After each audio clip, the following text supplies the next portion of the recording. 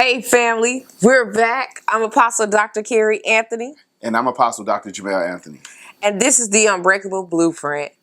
Fam, the last few weeks we've been dealing in the area of prosperity. Now you'll say, well, these last couple of episodes, Apostle Carrie, we've been dealing in the area of relationship. Well, fam, I need to explain this to you. Remember we said in the first episode that you can have money, but if you don't have love, you're still not prosperous. And if you have relationships and good love, but you don't have money, you're not prospering. If you have bad health and money, you're still not prosperous. Fam, we have to begin to understand prosperity inside of relationships, prosperity inside of marriages, prosperity inside of dating, prosperity inside of courting and engagements. And so, fam, we're talking about today the unmarriables. Fam, let me help you out to understand something. We're going to speak on each and every level that is unmarriable. So get your pen and pad or get your notes out on your cell phone, because we're going to break it down, what it means to be the variable, the person that should not get married to another person, a person that's toxic, a person that is just too dysfunctional, a person that is not ready for marriage. Look, fam, in the body of Christ, we all want love. We want someone to love us. And here's the thing. Sometimes we deduce ourselves to bad relationships and even low-hanging fruit with men and women that are unmarriable. And we try to build a bear, build a husband, build a wife, and that never works. And so, fam, today we're going to talk about what you should not marry. So I wanted to start off number one, just straight shotgun. Fam, we do this in the body of Christ, and it is so annoying to me. I've seen this so many times, and it is so dangerous. You know what it is? We will hook up a single woman or a single man struggling in their sexuality, in homosexuality, and say, this is your husband or this is your wife, to say, go ahead and get over being lesbian or gay. Fam, I want you to know something. When a person is battling in their sexual identity, here is what the word sexuality means. It means it is the sum total of your whole person. This is why if you're straight, you identify as straight, it's your whole person, because you are going after or led after your gender identity. Folks who say, well, sexuality has nothing to do with gender. It has everything to do with gender, because it has everything to do with your sexual appetite and your attraction. And so if something has happened, whether you feel like you were born gay or born lesbian or had childhood sexual trauma, or that definitely happens, abandonment of a certain parent, and will take on their gender identity. Fam, let me help you to understand something. Church folks, please stop hooking up people that are battling in their sexuality. You're only hurting people that are straight, that were waiting to get married all their lives, fam. Look. And you're hurting the person that's trying to act as though they are something that they're not yet.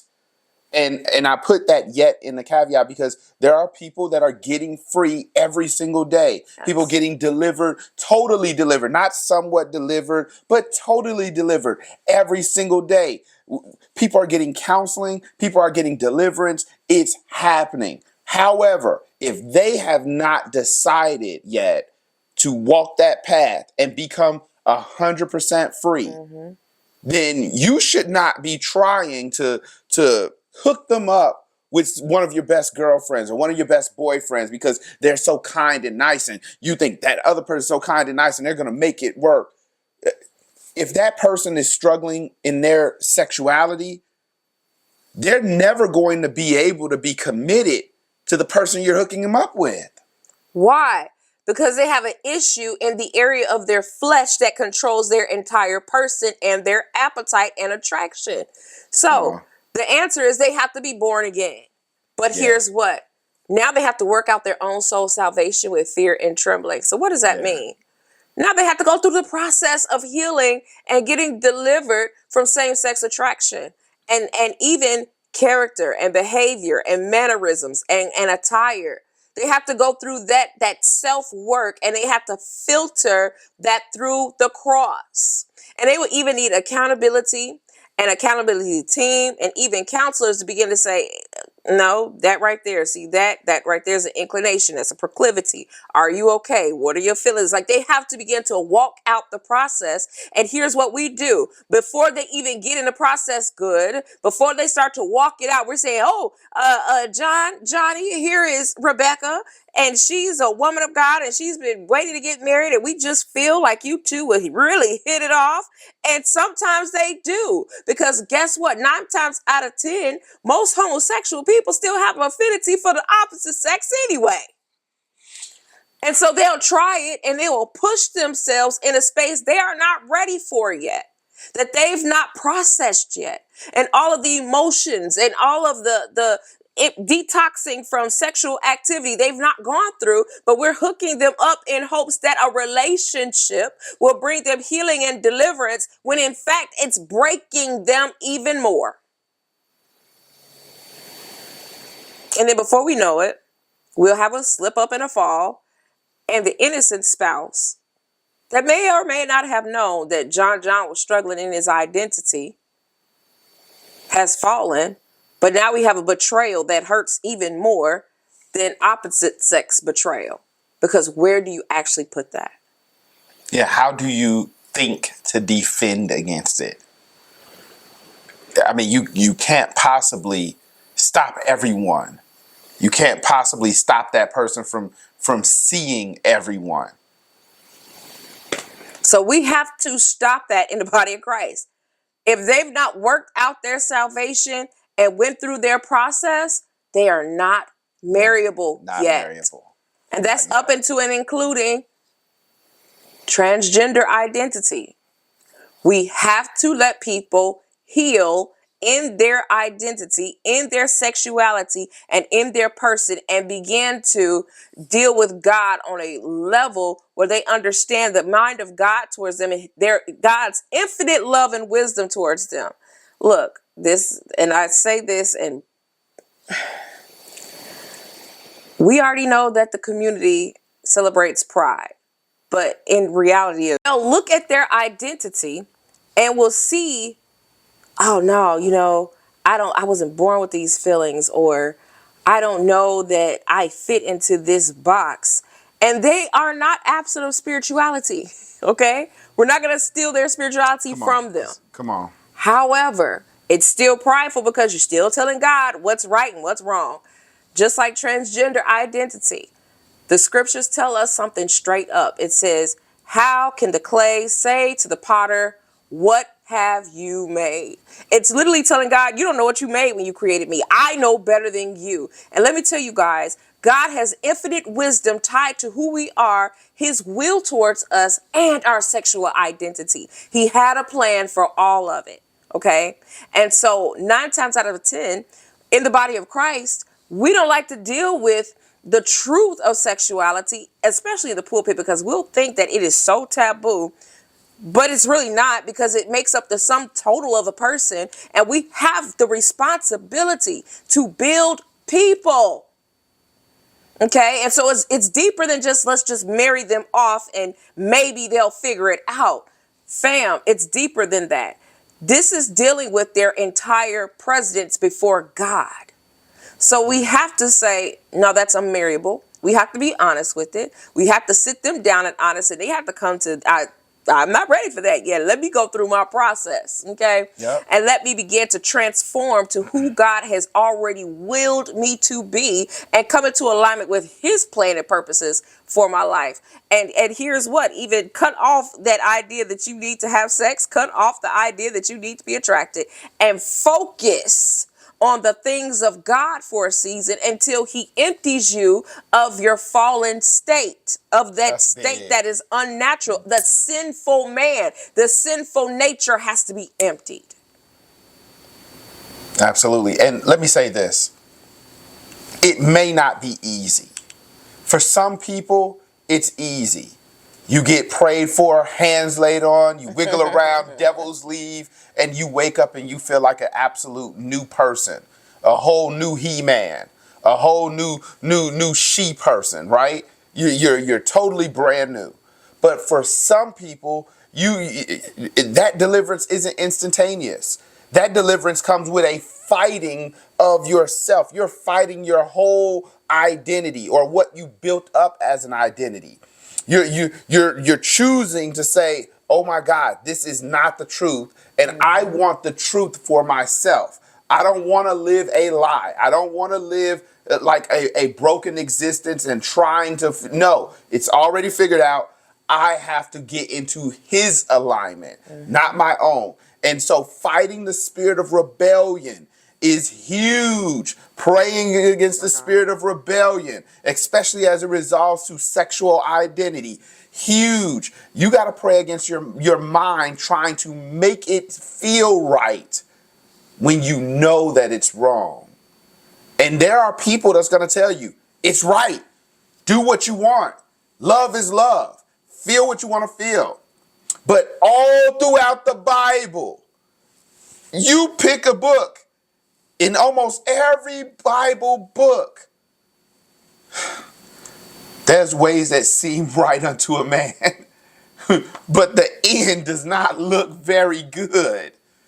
And so we don't want for you to go into this whole thing believing, hey, marriage is the solve-all for a sexual identity crisis. And we have to walk through the process Jesus gave us. He said, if any man come after me, he must first deny himself. Yeah. Pick up his cross and then follow him. You have to go through the process of self-denial. No, I don't want that. I'm not doing that. I'm not going there. I'm not talking to that person. I'm not falling into this sin trap. I'm not doing that. And then you're going to pick up the weight of the attraction, and you're going to carry it. You're going to drag it any way possible to Jesus Christ, and then you follow him. You walk that process of sanctification out so that you can heal, fam. Yeah, because healing feels so much better than fighting. When you're healed, you don't have to fight. When you're restored, you don't have to think about what you used to think about anymore. When it's done, it's done. When it's finished, it's finished. When it lays all the way down, when it's totally dead, you never have to worry about it resurrecting because it's a dead issue. It's something in your past that you can actually, honestly, almost forget about unless you need to share testimony with someone to help them get out, right? But other than that, it's like it's a done deal.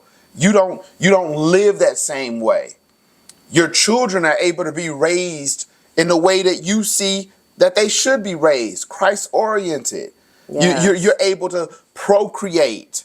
You're able to have children, and their children have children because you made a life-giving decision as it resolves to yourself.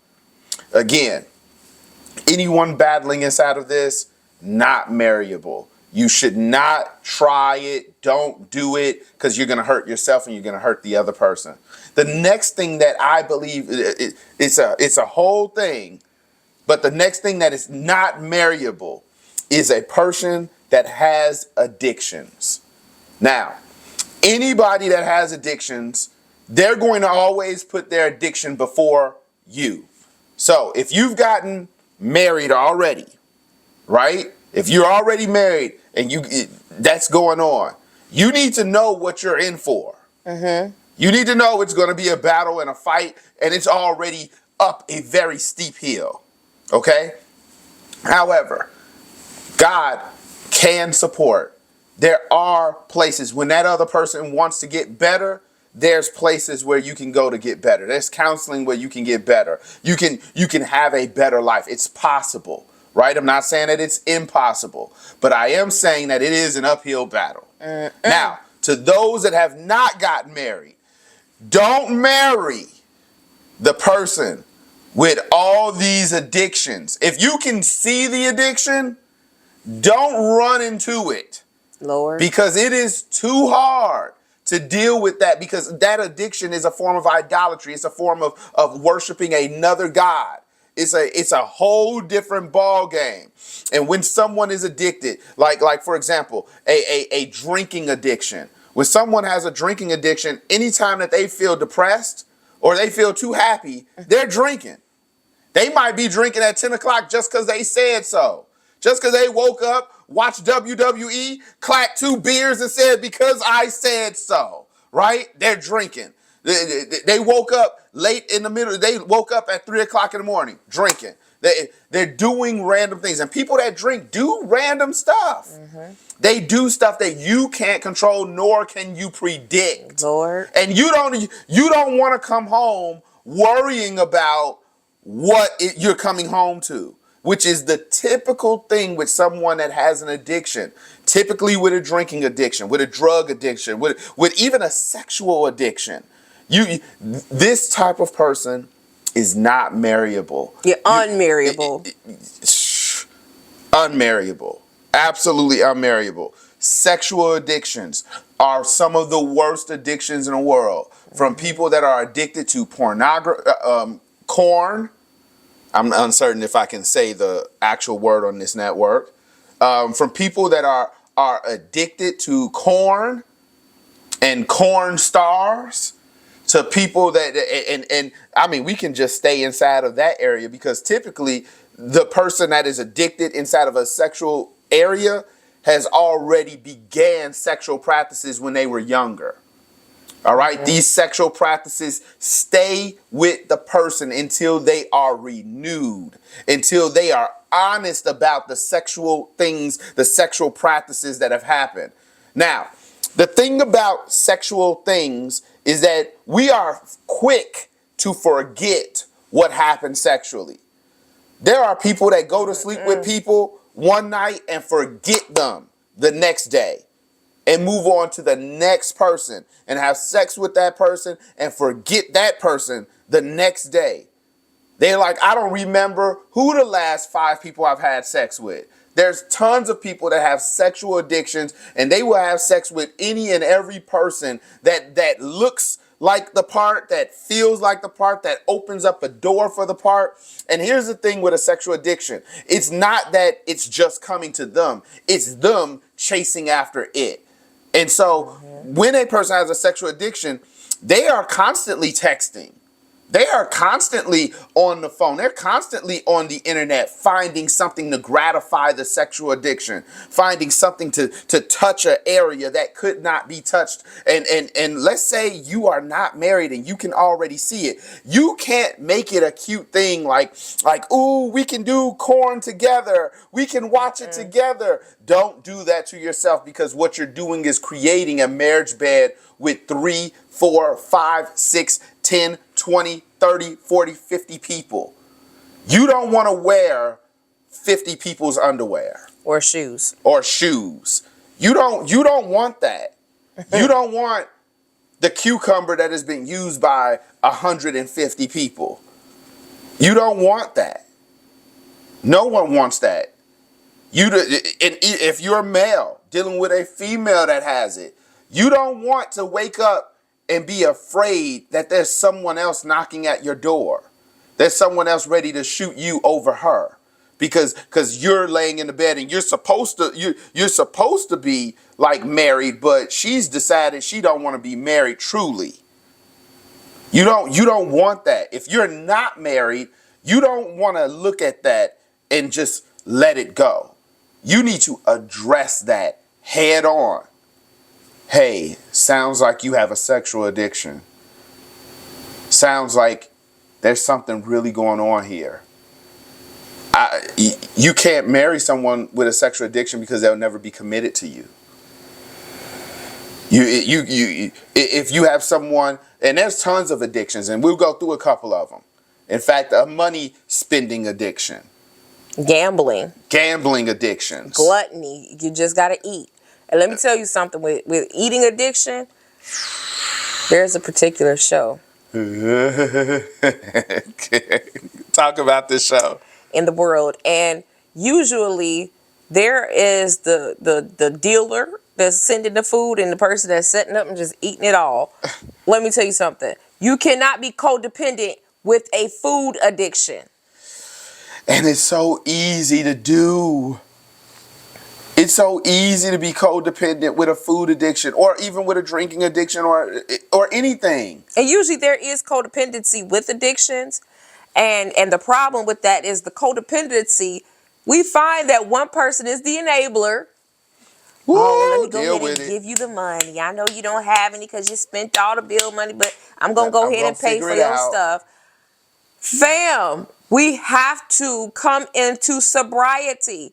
The scriptures command that we be sober and vigilant. It even tells us Yes. be not drunk with wine, i.e., stay out of addiction, stay out of getting high, keep yourself from weed, keep yourself from cigarettes. These are the things that drain you of your power, they drain you of your money, they drain you of your time, they drain you of God's excellence resting upon your life. Fam, we're just going to have to say it. If a person is battling addictions, they are unmarriable. Why? They are unpredictable. And the family that you desire to build should not suffer because of the unpredictability of addictions. We got the next one coming up, fam. Hold on. Someone is going to say this to you. But what about the spice in our life? What about like having some edge? I want to ask the question. What kingdom has been built randomly? Does it say the unpredictable? I'm like, There's no random building happening. You can't build the Sears Tower on accident. You can't build your home on accident. It won't work out. You have to be on target more than off target. I mean, you can't even build your credit without paying the bill over and over and over. You have to be more on target for your credit scores to rise than off target. Am I correct? You got to do the thing the right way. And someone that's struggling with cocaine, crack, meth, it's going to be hard because their primary idea is not the conversation you had previously. Y'all had a conversation, babe, we about to save this money. This is $5,000 in here. We've worked hard. We got it. And baby, don't do nothing to it. They was like, yeah, we not going to do nothing to it. And then come 3 o'clock in the morning, they've left. They've turned off their phone and they've ridden you of, they got all the money out the account. And I know because my father used to do that. I know exactly what that looks like. I know exactly what it looks like when the kids don't have any food, when we're looking at getting kicked out the house. You can look, you might be able to even get a house, but you're not going to be able to keep it with someone with addictions. It's not marriable. It doesn't work. You can't build anything. The children suffer. The children come into anxiety because they're always afraid, because there's no man or there's no woman that's able to keep them safe from the addiction. Addictions bring harm and fear into the lives of people. And look, of course we believe in God. No weapon formed against you shall prosper. But you have to choose to not allow the weapon to even get close. You have to choose. Like, you got to choose to stay away from the bullets. You got to choose to stay away from the ugly dogs. You know, they barking, they yelling, they want you to run a certain way. You have to choose to go down a whole nother alley. Because every time you deal with an addiction or an addictive person or someone that has an addictive personality, you can almost count the relationship as done. and why? Because the doors to rebellion and witchcraft are open. There is a power that arises that draws them into the addiction, and the rebellion keeps them there. And so we have to then go through the undoing and the rewiring and the reworking of even how the mind receives dopamine, how the mind receives information, how the mind is able to deal with depression and pain and emotional trauma and dysfunction. They have to be reworked and rewired. And so again, fam, that has to do with renewing the mind, but it also has to do sometime with rehab and AA and Absolutely. addiction specialist, and then begin to press into that new way of life. But fam, the level of work that goes into recovery, if you are not married to them, why would you send yourself through the struggle? Come on. And I know, but I love him. But I love her. Is that love? We're going to challenge that in the next episode. Yeah. Is that love? If they chose addictions over you, is that love? How about this? If they chose jail time over you, like they could have chosen not to go to jail. Is that love? Come on. Come on. They could have chosen not to murder someone. They could have chosen not to sell the drugs. They could have chosen, like, there's a lot of choices that are made. I was talking with a young man not too long ago, and this young man, he's been addicted to all types of things since he's been younger than 13. He said he started at like 9 years old, started smoking and having sex at 9 years old, started drinking at about 13 years old, and it stayed that way. He is now 57. He just logged into a whole system that helped him to stay off of drinking. He cut crack cold turkey 7 years. I was like, oh my God. But that smoking and that drinking was it was hard. But it ruined everything around him. It ruined his life. And he was stuck always trying to pick up the pieces. But he could never pick up the pieces because the addiction, the spirit of addiction, he might have stopped doing certain things, but the spirit attracted how addictive things work. Chaos. It attracted chaos. It was always something random. It was always, I'm not committed, so I got to go talk to this random woman. I got to talk to that random woman. I got to do this. I got to do that. It was always something there in the way. And here, God wants to heal people. He wants to fix things, but we have to make those choices. So as I was speaking to him not too long ago, I told him, sir, everything that has happened in your life is because of your choice. You have to be responsible for your choice. All of your choices. The reason why stuff happened on the job, the reason why stuff happened with the girlfriend, the reason why stuff happened here. It's your choice. And at first he didn't want to take responsibility. And so I said, oh my God, that means that clinic he went to did not work. It messed it. Come on. But after about 2 minutes, I think he heard himself speaking and he said, you know what, you're right. You're right. You're right, Apostle. I did do this. And I said, the moment you take responsibility for everything, not saying because I was drunk, I had sex with this person, because I was on crack, I did that. No. Take responsibility for everything. That's when healing starts. That's when you can be a whole person. But you are never a whole person when you give excuses for what this is. And then if you're trying to have a love life and you have all these excuses, you won't have a love life. You've excused yourself out of it. And so here we are. Let's keep going. The next thing that we'll say is just plain out, you don't want to be married to this person. You don't want to be married to the person that is not friendly, unfriendly, has a bad disposition. Now listen, she might be the finest person you've ever seen in your entire life. She is gorgeous, beautiful. She walks with grace and it seems like she floats on water. But if her attitude is satanic, what are you trying to marry? He might have the shoulders of dreams, facial hair. He looks like he's coming straight out of the GQ magazine. He dresses well. He speaks well. He has leadership. But when he speaks to you, he talks down to you. His attitude, he's just not a friendly person. But he's a boss.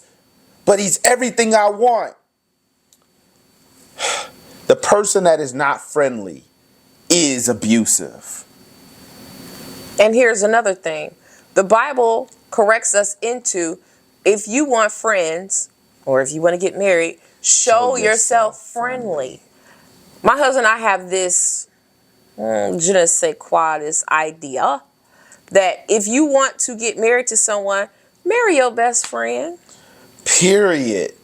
Because you have to do your entire life with this person on every single level. I reflect on our lives. There isn't much anything we don't do together. Everything we do together. So there has to be an established friendship, that the baseline of everything that keeps everything in order. Look, fam, because I could imagine if everything was just heady on emotions and I'm so in love, stuff would just collapse. It'll collapse because one day you're not going to feel in love. You're not going to feel like it. You're not going to feel like listening to that person. You're not going to feel like you just want to watch YouTube, but they want to talk to you. You're not going to feel like it. You don't you hit me? See, yeah, they caught you on TV. Like you're not you don't want to drive and go get Popeyes. You don't feel like it. You don't feel like making sure that everyone is taking. You don't feel like it. You're tired. You're frustrated. There's times when you are frustrated. And here they are laughing, singing, joking, having a good time. And you like, why are you in a whole different world than me? Like you on vacation. Because we're not codependent. See what I'm saying? And listen, your friendships should not have toxic traits. Codependency is one of the most toxic traits a friendship can have. If she mad, and I know he automatically have to be mad. And on. I used to think that if I was upset about something and he's still cool and laid back and you're not on my level with this madness, that all hell has to break loose. Yep. Fam, there's no reason for that. We're not codependent. Come on. And don't let anyone make you become codependent because they're bringing all hell down. Because they want to be in control of your emotional state. Be a friend. Friends have understanding.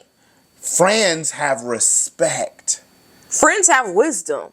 Friends have acceptance. Friends give good advice. Come on.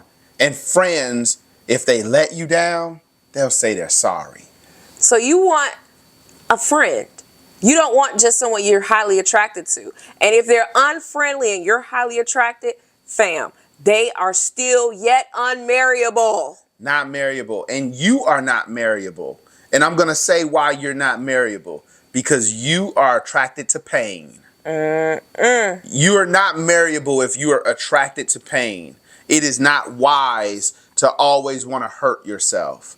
You're not marriable if you're attracted to abuse. It is not wise to want someone to hurt you, want someone to beat on you, want someone to treat you bad. You are not marriable if you want someone that will talk down to you and lower your self-esteem, break something on the inside of you. If you're looking to be broken more, you're not marriable. If you are already broken and you know you're broken, you're not marriable. One of the most toxic traits in any friendship is when someone is broken and they want to link up and give some of that brokenness to the healed.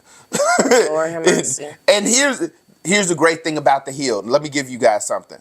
The healed typically has a resistance to brokenness. Because if you are healed, it's because you came from a space of brokenness. So you typically have a immunity for these type of things. But over time, if you let the cancer sit, it will eat away at your immunity. If you let the HIV or the AIDS sit, it will eat away at your immunity. And eventually, you'll be sick too. This is the reason why it's not marriable. You don't want to try it. You don't want to, hey, let's see if it works. Don't do a hypothesis. Don't try to do it's going to get better. No, there's plenty of women that thought that their men were going to get better. In marriage, it gets worse. The abuse gets worse. If he used to slap you and you weren't married, he's going to punch you in your eyeball. If she used to try to slap you when you're not married, she's going to kick you in the groin. She's going to try to curb stomp you. You will have some issues where your life is at stake. See, this is where having a bad attitude gets to. But we never talk about this because we think that we're doing too much. The truth is, we're not doing enough. And if your parents never told you, then this is us telling you, we're your spiritual parents today. Never chase after a person whose attitude does not match God's attitude towards you. God is patient. God is kind. You read this in the fruit of the Spirit. God is loving. God is enduring. God has self-control, which means that the behaviors of a person's attitude, they have to be able, if you can't take them home with you, you should not marry that person because you're scared that they're going to snap out. You're scared that they're going to wild out. That means you're in an abusive relationship and you don't know it. If you're afraid of what this person is going to do, sir, you got to figure out how to get out of that. You can't go further with that because in 10 years, you'll probably be in the grave. You don't know what's going to happen. Come on. So you want to treat people how you want to be treated. You want someone that treats people, that has a natural sense of treating people how they want to be treated. You want to get someone that has a natural sense of love and compassion. The person that you want to get someone that knows how to love their neighbor. Like, because a lot of times my wife is my neighbor. A lot of times if we're working on something, I need to love her like she's my neighbor. She need a cup of tea, I need to go get it. Right? If I have a tool, she got it. If she has a tool, I have it. You need that. You need that person that's always willing to serve you. That's a good attitude. That's the person that's saying, hey man, life is hard, but we got each other. Mm-hmm. That's a great attitude. That's what you want. That's who you want to be. And you want to spill that over if you can to as many people as possible. That's what you want. If they're not friendly, they probably are trauma-ridden. Okay? You can't heal their trauma. That's what counselors are for. You are probably not trained. You have probably not went to school for 4, 5, 6, 7 years. You probably do not have a doctorate degree. You probably don't have a master's degree. You probably don't know how to stop what's going on or how to pinpoint what's happening. If you don't know, why put yourself in a position to try? And look, I get it. There's people in the body of Christ that's like, I'm an anointed counselor. You may not be anointed or anointed enough to handle the years of brokenness and trauma that this person brings. Do not fool yourself. It is one of the tricks of Satan to believe that you are anointed to heal, to fix what has been broken all of these years. You are not anointed for that. There's plenty of people that's like, well, I'm going to change them. You are not anointed to change them. Only God helps people. Only people choose to make those changes, and only God helps people to make those changes. That's it. The trauma is going to stay there until they choose to get rid of it, until they're able to see it. Now, that might be your only job, is to say, hey, see that right there? Now, I'm not touching it, but you need to. That's it. That's it. Anybody that's not friendly, they got a bad attitude. You know that there's something that's making it happen. You might even get to the bottom or close to the bottom of the root of it. But don't put yourself in a position where you have to battle it, and you're not married to it. Get a counselor for that person. Tell that person, hey, it's time for you to make a phone call. There's the nearest clinic. There's the nearest coach. You need to be coached out of it. You need to talk to someone. And typically, a lot of this stuff has happened because of stuff that happened between sons and daughters and fathers and mothers and sons. It happened inside of family issues, right? A lot of trauma starts there. So if you're willing to help get them the support, then maybe you might choose to stay around when they're done getting the support. However, the person that chooses to never get the support is not marryable. Period. These are the ones you don't want to marry. If they say, ain't nothing wrong with me, walk away. Run. Run. Run for your life. The next thing that you don't want to marry, the next type of person, the next prototype is the person that does not believe what you believe. Not in the same religion. Don't marry him. He's Hindi. You Zoroastrianism. No. You're a Christian. That person is Islamic. No. Why?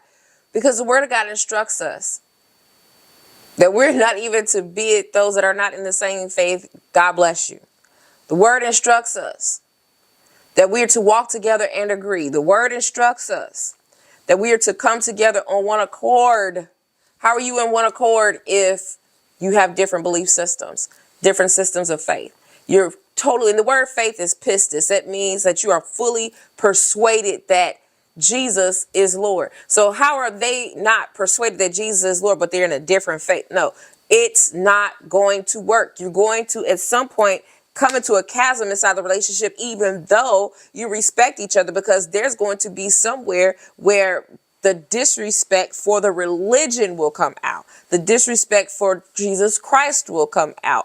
And so we have to then say, fam, that is unmarriable. You have to find someone that is in the common household of faith. If they are unsaved, the Bible already tells us, what does light have in common with darkness?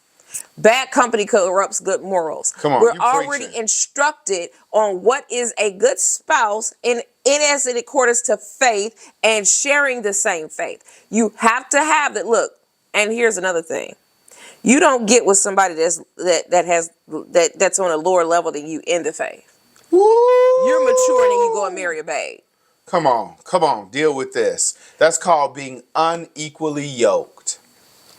When you're unequally yoked with the unbeliever, meaning someone that doesn't believe on the same level as you believe in, fam, that causes a chasm as well, because the person that has a less belief system is going to believe a certain way, want to do life a certain way, and you're up here trying to do life a different way, and you're going to try to beat this person down to come to your level, and beating someone into the position of God does not work, fam.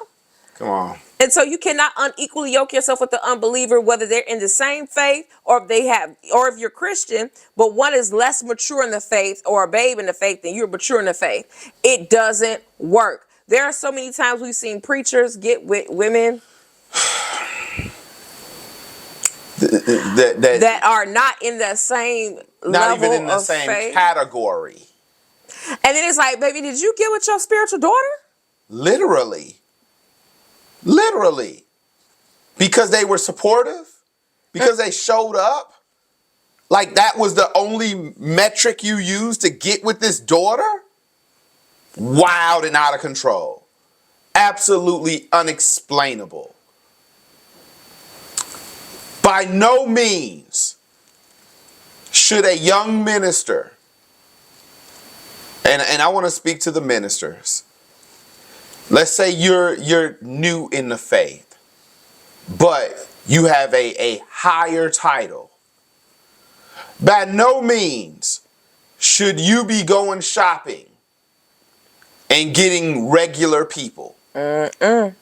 Because regular people cannot handle the stress of what an apostle, prophet, pastor, preacher, evangelist, elder, and deacon, a bishop, they can't handle that pressure. They were not raised to handle that pressure. And so you're going to bring them into a place where they have to handle the pressure of dealing with hundreds of different types of personalities and judgment and judgments, and they're not even anointed. They don't even pray in tongues. You like, because they look cute, that's what you gonna do? No, that's setting that person up for failure. That's being evil. Don't be a master prophet and go get bargain barrel Sandy. Don't do it. Don't be a great evangelist Lisa and then go get Bob, from the discount furniture store. Come on. Fam, it's just not gonna work. And so we have to learn to marry on our same faith dimension.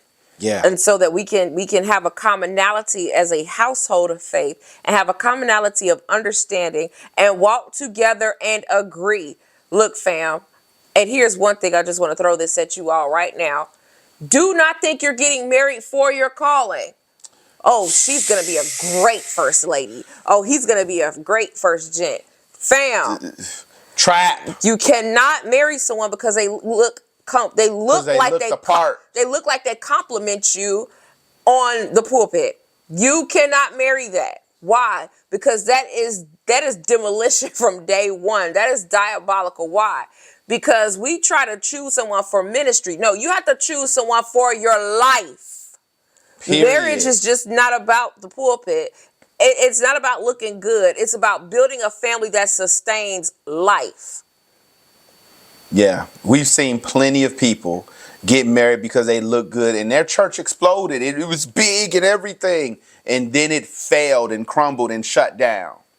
Because of the marriage. Because the marriage, the fastest way to shut down, the fastest way to stop $1 million empire is to have it built on a bad marriage or a bad foundation in marriage. And what we're explaining to you is, simply put, a bad foundation. If you start off getting you're 50 million light years ahead of the person that you're getting married to, it is the wrong thing to do. You're fasting and you're praying, and that person don't fast. That person don't pray. That person don't give tithes. You giving $100,000 tithes. They like, hey man, I'm buying a Budweiser. No. And I also want to stick this in here before we go to the next one. Ministry idolatry. A lot of times single ministers feel rushed to get married because of ministry idolatry, because they want to look like something is complimenting them. Mm-hmm. Fam, do not take that in. To my unmarried ministers, I am saying this. Do not operate in ministry idolatry thinking that you have to have this look of being married to this person. They have the quiet spirit and she's beautiful and she doesn't really say much and she's prim and proper. Do not do that, because again, you are doing this for the rest of your life. Ministry idolatry causes and breeds divorce and separation, and it is damaging to children. Because remember, you're trying to build a family. What's that next one? So the next one is about people that cannot leave and cleave. Ouch! Those are the ones that are sincerely unmarriable. You cannot marry a person that does not understand that it is time to have their own.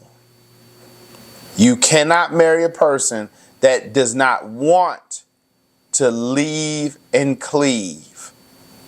And you'll notice, and when we say leave and cleave, what that means is this. A man who chooses to take a wife says, I'm going to make my own life with my own wife. And I'm going to move out of my parents' home, or I'm going to take our family and make it separate and distinct. And I'm going to build a family from us. We will be the foundation. Me and my new wife. Leaving from the regular family to your own internal family. And then you start to cleave together, which means you start putting her first. If you're a husband, if you're a wife, you start putting him first. You start building together. You start working together. You start getting rid of things that don't work with the other person, right? You're cleaving. You're making a union, right? So those that cannot leave and cleave kind of look like the person that is the mama's boy. He gonna love his mama. And I know in the world, husband, son. In the world, they like, if he treats his mama right, that's the one you're supposed to marry. But if he's married to his mom, how can you marry him? Fam, does it make sense? If he is in love with his mom, and all he does is serve his mom, and his mom is the first on the agenda. If the mom calls, he's quivering, shaking, and running. If the mom, you on a date, she called, he stops the entire date, throws you away, says for you to figure out how to get home, and he runs on over. Now, there's exceptions to this. If mom is going through a cancer situation, if mom is passing away, if mom is, you see what I'm saying? Those type of things matter. Then, of course, you need to be like, hey, handle that because I know that later on we going to be okay. You need to have some patience with that because you will be a devil if you get in the way of that, right? But we're talking about for no apparent reason, this guy is almost, it feels like he's married to her. It feels like he refuses to put his wife first. He refuses to, like you can't get a sense, like before you get married, you can't get a sense that he's going to put you first. Leave that thing alone. Don't waste your time. And I wanted to add this, that in the Hebrew, the word cleave it is coming together and it is splitting up.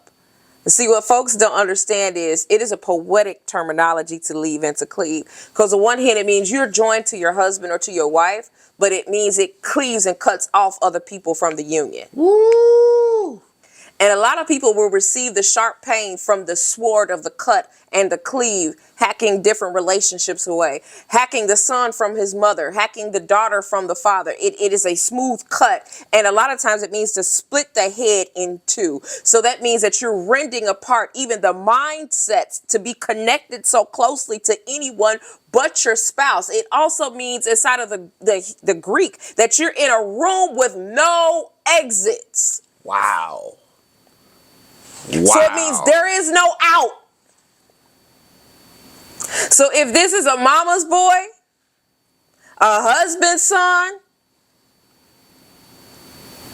and you recognize that, and you notice my eyes are looking around, not at him, but just in general, like, girl, growl. Let me explain to you. You need to run because it's going to take extreme patience once you're married to join yourself to someone that has someone else added to your marriage union, and it will cause and create a legitimate jealousy, which means that now you're jealous of his mama. Yep. Or the mama's jealous of you. Or the mama's doing things behind his back to you. The mama's putting you in bad positions. The mama's setting you up because you're not going to take my son from me. The mama's looking and trying to find something wrong with you. The mama's nitpicking, or the wife is nitpicking. The wife is like, what's going on with the mama? The wife is always inside of the mama's business. The wife don't like the mama. The wife is ready to get rid of the mama. The mama ready to get rid of the wife. And now that young man is sitting there stuck. Now here's the issue. When someone doesn't leave and cleave, they're stuck in the middle. Because when you're one, guess what? You never stuck in the middle. Because you're joined to your husband or your wife. Period. That's the choice you make. And that's the choice you've already made. But when you Don't leave and cleave. You're now 3. You're now 4, 5. You're as many people that you're willing to have idolatry with. You're as many people as you're willing to put before your marriage. You're as many gods as you want to worship. See, the Lord is very particular. The Lord is a jealous God. He's jealous over your time. He believes that he should be placed first.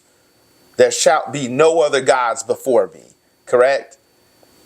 When God put marriage into this earth, he made it in such the same likeness as him that we can't put other people in front of our marriage and expect for it to work. Because once we do that, we begin worshiping other gods. We begin worshiping devils. And there are plenty of relationships that have devils inside of them because they decided not to follow the first rule of marriage, which is leave and cleave.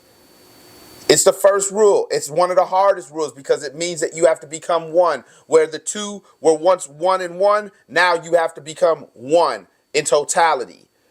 One idea, one mentality, one emotional state, one agreement, one way, one bill to pay, one bank account. It's got to be all streamlined. Like, I remember this episode of Jamie Foxx when Fancy was going to marry, I can't remember the guy's name, but anyway, she recognized the doctor. She recognized the traits before they got married, that he was a husband's son.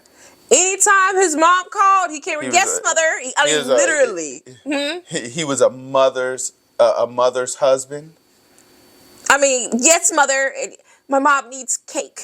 This and that. You know, it's just like, what is happening here? But she recognized it, so she would not tie herself to that inside of a marriage. That is so dangerous. Women, you have to be cognizant of that husband-son trait, because it will make it that he cannot cleave to you because he is still cleaved to his mom. Come on. Same thing with husbands. Be careful of daughters that are married to their fathers. Be careful. We mean no disrespect inside of this. And those that are looking to get married mean no disrespect. But we must consider if this young girl is actually married to her father. Now, it could be because they had a rough time. It could be because this is all she could ever trust. It could be because this is who she feels most comfortable with. But when she chooses to marry you, when you get down on your knee and you propose and she says yes, at that point, she should be choosing you.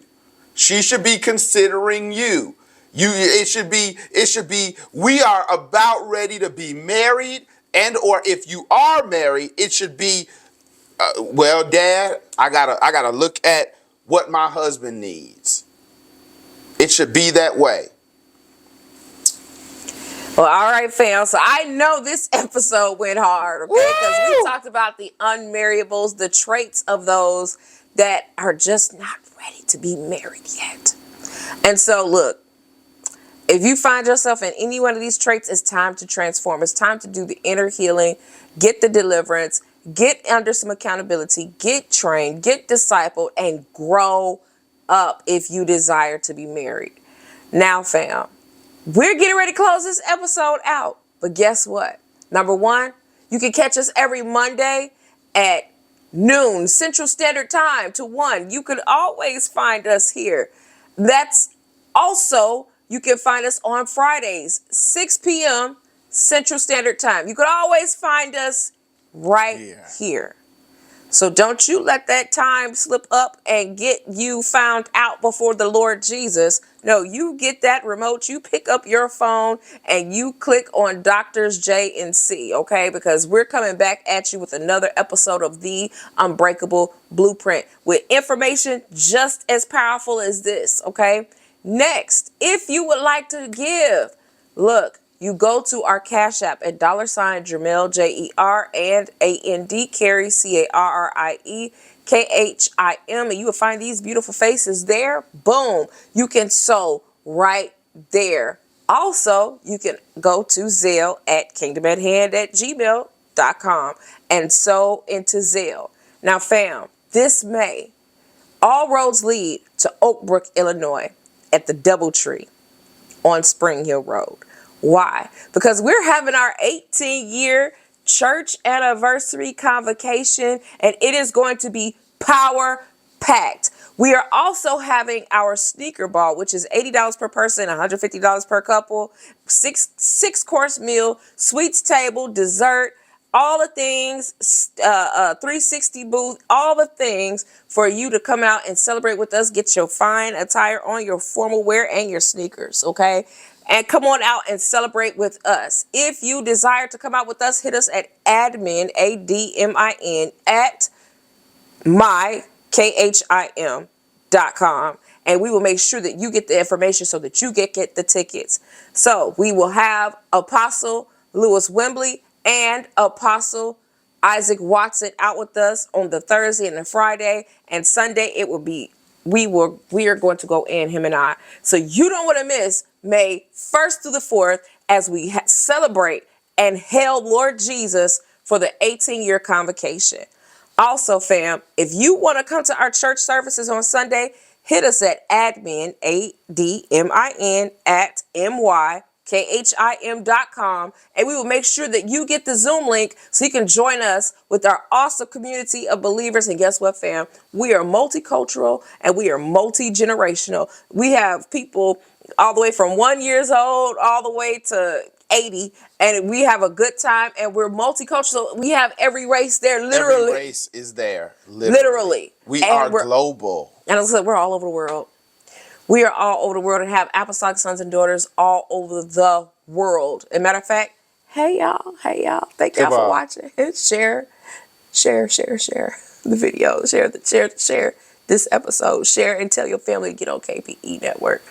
So definitely join us at Kingdom at Hand International Ministries, where we are the chief apostles of the ministry. So definitely, fam, this concludes this episode. But guess what? See you Friday, 6 p.m. Central Standard Time, and then come back next Monday and get you some more word. All right, fam, I'm Apostle Dr. Carrie Anthony. I'm Apostle Jermel Anthony. And this is the Unbreakable Blueprint. Peace. Good night.